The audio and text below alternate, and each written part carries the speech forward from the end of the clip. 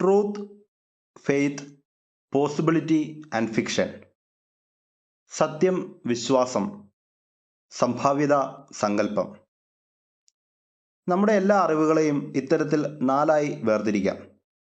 We can classify all the knowledge claims into 4, namely truth, faith, possibility and fiction.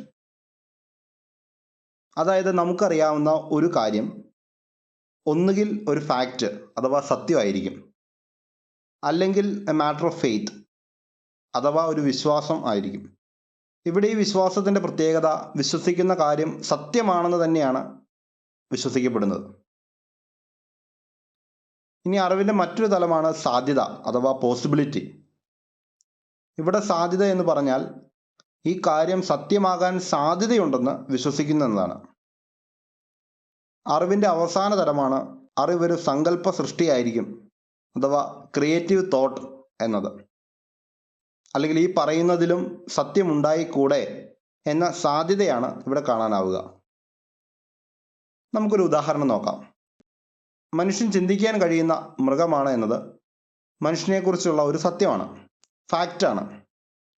ചിന്തിക്കാൻ കഴിവുള്ളത് കൊണ്ട് തന്നെ താനടക്കമുള്ള ജീവജന്തുക്കൾ വസിക്കുന്ന ഈ പ്രകൃതിയെ മനുഷ്യൻ സംരക്ഷിക്കും എന്നത് മനുഷ്യനെക്കുറിച്ചുള്ള ഒരു വിശ്വാസമാണ്.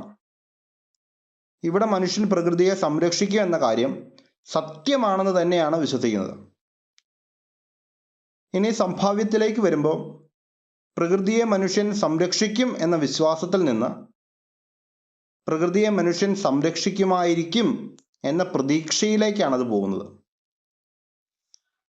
സങ്കല്പ സൃഷ്ടിയായ അറിവിൽ പ്രകൃതിയെ സംരക്ഷിക്കാത്ത മനുഷ്യരെ പ്രകൃതി ശിക്ഷിക്കുന്നു എന്ന് പോലും ചിന്തിക്കാനാകും.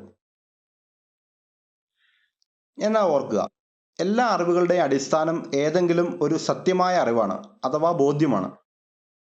The foundation of all knowledge is a factual knowledge or truth. സത്യമായ ഒരു അറിവിൽ നിന്നും അഥവാ ബോധ്യത്തിൽ നിന്നും സത്യം തന്നെയായ മറ്റൊരു അറിവോ വിശ്വാസപരമായ ഒരു അറിവോ ഉടലെടുക്കും. A factual knowledge can produce either a factual knowledge or a knowledge of faith. ഒരു ഉദാഹരണം പറയാം.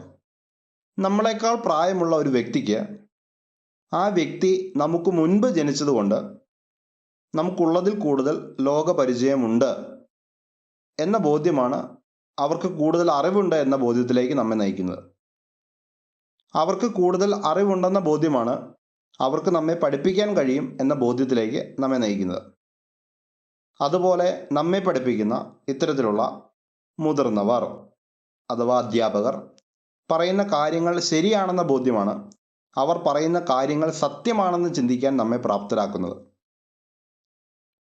അതായത് സൂര്യൻ ഭൂമിക്ക് ചുറ്റുമല്ല, ഭൂമി സൂര്യന് ചുറ്റുമാണ് കറങ്ങുന്നത് എന്ന് ഒരു അധ്യാപകൻ പറയുമ്പം അതാണ് സത്യം എന്ന് ചിന്തിക്കാൻ നമ്മെ പ്രാപ്തരാക്കുന്നത് ഇത്തരത്തിൽ മറ്റനേകം സത്യങ്ങളെക്കുറിച്ചുള്ള നമ്മുടെ ബോധ്യങ്ങളാണ്. ഒരു വിശ്വാസ മേഖലയിലുള്ള അറിവിൽ നിന്ന് മറ്റൊരു വിശ്വാസപരമായ അറിവിനോ സംഭാവ്യപരമായ അറിവിനോ സങ്കല്പ സൃഷ്ടിയായ അറിവിനോ ഉടലെടുക്കാനാകും. Belief can lead to another belief or possibility or fictional knowledge. സംഭാവ്യപരമായ അറിവിൽ നിന്നും വിശ്വാസപരമായ അറിവോ സത്യമായ അറിവോ ഉടലെടുക്കില്ല. Knowledge of a possibility can reveal neither factual nor faith related knowledge. അതുപോലെ സങ്കല്പനാപരമായ അറിവിൽ നിന്ന് സങ്കല്പനാപരമായ മറ്റൊരു അറിവല്ലാതെ യാതൊരു അറിവും ഉടലെടുക്കില്ല.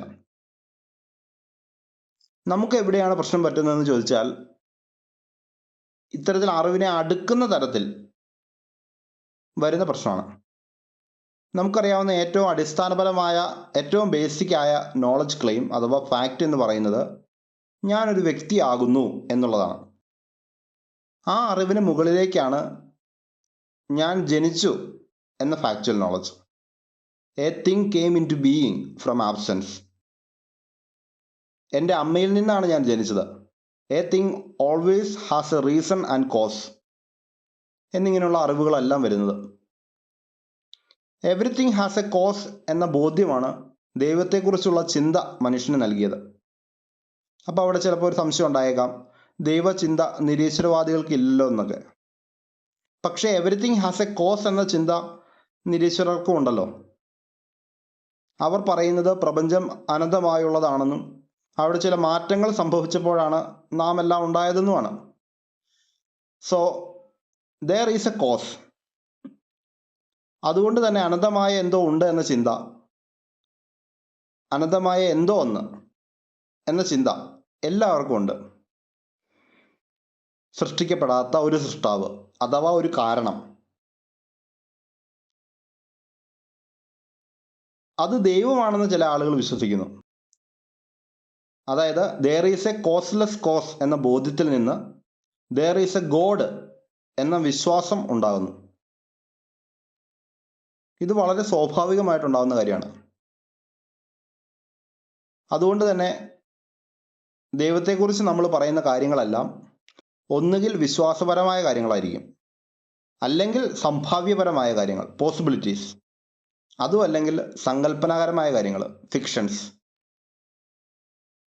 വിശുദ്ധ യോഹന്നാൻ അറിയിച്ച സുവിശേഷത്തിലെ 6-ാം അധ്യായം 47-ാം വാക്യത്തിൽ ഈശോ ഇപ്രകാരം പറയുന്നുണ്ട്: സത്യം സത്യമായി ഞാൻ നിങ്ങളോട് പറയുന്നു, വിശ്വസിക്കുന്നവന് നിത്യജീവനുണ്ട്. ഈശോയിൽ വിശ്വസിക്കുന്നവന് നിത്യജീവനുണ്ട്.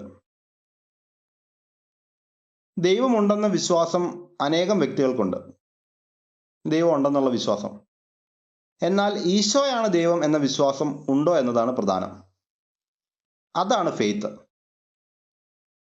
അതിനു പകരം ചിലപ്പോൾ ഈശോയും ദൈവം ആയിരിക്കാം എന്നുള്ളതാണ് വിശ്വാസമെങ്കിൽ അതൊരു പോസിബിലിറ്റിയെക്കുറിച്ചുള്ള ഫെയ്ത്താണ്. അതല്ല ഈശോ ആവശ്യപ്പെടുന്നത്. അത്തരത്തിലുള്ളൊരു വിശ്വാസം കൊണ്ട് നടക്കുന്ന ഒരു വ്യക്തിയുടെ ജീവിതത്തിൽ ഈശോ ഒരത്ഭുതവും ഒരടയാളവും പ്രവർത്തിക്കില്ല. ഇനി മറ്റൊരു ദൈവത്തെയാണ് അല്ലെങ്കിൽ മറ്റെന്തിനെയെങ്കിലുമാണ് ഞാൻ ദൈവമായിട്ട് കാണുന്നതെങ്കിൽ അതൊക്കെ ദൈവമുണ്ട് എന്ന ഫെയ്ത്തിന് മുകളിൽ ഉടലെടുക്കുന്ന പോസിബിലിറ്റിയെക്കുറിച്ചുള്ള അറിവുകളാണ്. ഇത് ദൈവമാകാമല്ലോ, ഇത് ദൈവമാകാമല്ലോ എന്നുള്ള. അവയിൽ നിന്ന് ഒരിക്കലും ഫെയ്ത്തുമായി ബന്ധപ്പെട്ട അറിവുകൾ ഉണ്ടാവില്ല. ഇനിയിപ്പോൾ നമ്മൾ അങ്ങനെ ഉണ്ടാക്കാൻ ശ്രമിച്ചാലും അതിന് അസ്തിത്വം ഉണ്ടാകില്ല, അതൊരു നാൾ തകർന്നു വീഴും. അങ്ങനെയെങ്കിൽ എങ്ങനെയാണ് എൻ്റെ ദൈവമായ ഈശോയിൽ എനിക്ക് വിശ്വസിക്കാൻ പറ്റുക? ഒരു വ്യക്തിയിലുള്ള നമ്മുടെ വിശ്വാസം പ്രഘോഷിക്കപ്പെടുന്നത് ആ വ്യക്തിയുടെ വാക്കുകൾ വിശ്വസിക്കുമ്പോഴാണ്. ഈശോ പറഞ്ഞ കാര്യങ്ങളാണ് വിശുദ്ധ ഗ്രന്ഥത്തിൽ നമ്മൾ വായിക്കുന്നത്. അത് നമുക്ക് വിശ്വസിക്കാൻ പറ്റുന്നുണ്ടോ എന്നുള്ളതാണ് ചോദ്യം. അത് നമ്മൾ കണ്ണടച്ച് വിശ്വസിക്കാൻ വേണ്ടിയിട്ടാണ് ധാരാളം അത്ഭുതങ്ങളാലും അടയാളങ്ങളാലും ദൈവവചനം ഇന്നും ദൈവത്താൽ വിവിധയിടങ്ങളിൽ സ്ഥിരീകരിക്കപ്പെട്ടുകൊണ്ടിരിക്കുന്നത്. അനേകം മനുഷ്യരാൽ വിവിധ കാലങ്ങളിൽ വിവിധ ഭാഷകളിൽ എഴുതപ്പെട്ട് നൂറ്റാണ്ടുകളുടെ പകർത്തി എഴുത്തുകൾക്കും വിവർത്തനങ്ങൾക്കും മനുഷ്യഭാഷയുടെ എല്ലാ പരിമിതികൾക്കും പാത്രമായിട്ടും ഈ ദൈവവചനം ഇന്നും സുശക്തമാണെങ്കിൽ അത് ദൈവമുണ്ട് എന്നും ആ ദൈവം ഈശോയാണെന്നും ഇതാണ് സത്യമെന്നും പൂർണ്ണ ഹൃദയത്തോടും പൂർണ്ണ മനസ്സോടും പൂർണ്ണ ആത്മാവോടും പൂർണ്ണ ശക്തിയോടും കൂടി നാം വിശ്വസിക്കുന്നതിന് വേണ്ടിയിട്ടാണ്. Faith is the attitude of accepting something as true, something to be true. Praise Jesus Christ our Lord.